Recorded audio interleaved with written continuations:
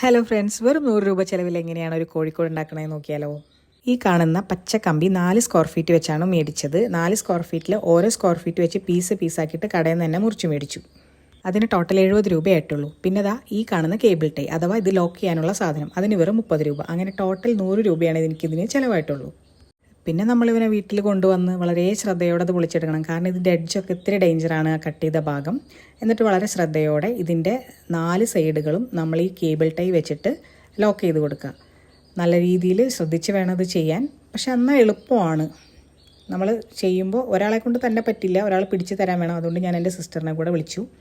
അങ്ങനെ നമ്മൾ 4 സൈഡ് ഇത് ജോയിൻ ചെയ്ത് കൊടുത്തതിന് ശേഷം 2 സൈഡ് അപ്പോഴും ബാക്കിയുണ്ടല്ലോ, അതിൽ നമ്മൾ കാർഡ്ബോർഡ് ബോക്സിൻ്റെ ചെറിയ ഷീറ്റ് എടുത്തു. അതിലൊരു സൈഡ് ഫുള്ള് മറിച്ച് ഒരു സൈഡ് നമ്മളൊരു ഡോറ് സെറ്റപ്പിലോട്ട് മാറ്റി. പിന്നെ വേറൊരു ഷീറ്റ് അതിൻ്റെ അടിയിലേക്ക് വെച്ച് കൊടുത്തു. അത് നമ്മൾ എവിടെയും ജോയിൻ ചെയ്തില്ല, കാരണം അത് ഇടയ്ക്കിടയ്ക്ക് നമുക്ക് മാറ്റണം.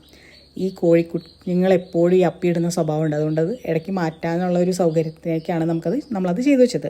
ആക്ച്വലി കോഴിക്കോട് നിർമ്മാണം പെട്ടെന്നുള്ള പ്ലാനിങ് ആയിരുന്നു. വേറെ ഒന്നുമല്ല, മോന് കളിക്കാൻ ഒരു 5 കോഴിക്കുഞ്ഞുങ്ങളെ മേടിച്ചിട്ടുണ്ടായിരുന്നു. അവർ 2 ദിവസം പ്രായമായിട്ടുള്ളൂ.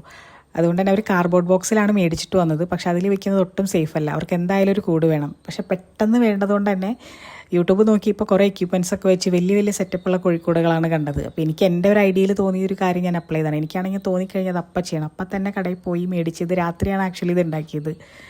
പക്ഷെ കൊള്ളാമല്ലേ, കോഴികളൊക്കെ നല്ല ഹാപ്പി ആയിട്ടാണ് ഫീൽ ചെയ്യുന്നത്. ഞാനും ഹാപ്പിയാണ്. എന്തായാലും 2 ആഴ്ച വരെ നന്നായി കെയർ ചെയ്യണം. ഇപ്പം നമ്മൾ വീടിന് പുറത്ത് എന്തായാലും ഇവരെ വളർത്താൻ പറ്റില്ല, കാരണം പൂച്ചകളൊക്കെ പിടിച്ചുകൊണ്ട് പോകാൻ നല്ല സാധ്യതയുണ്ട്. അപ്പോൾ 2 ആഴ്ചത്തേക്ക് ഇവരെ പുതിയ വീടായിട്ട് ഇവർ സെറ്റാവുമെന്ന് തോന്നുന്നു.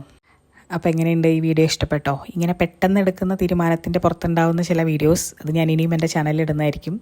വീഡിയോ ഇഷ്ടപ്പെട്ടാൽ ലൈക്ക് തരാൻ മറക്കരുത്. പിന്നെ ഈ ചാനലൊന്ന് സബ്സ്ക്രൈബ് ചെയ്ത് വെക്കുക. വീഡിയോ കണ്ട എല്ലാവർക്കും താങ്ക് യു.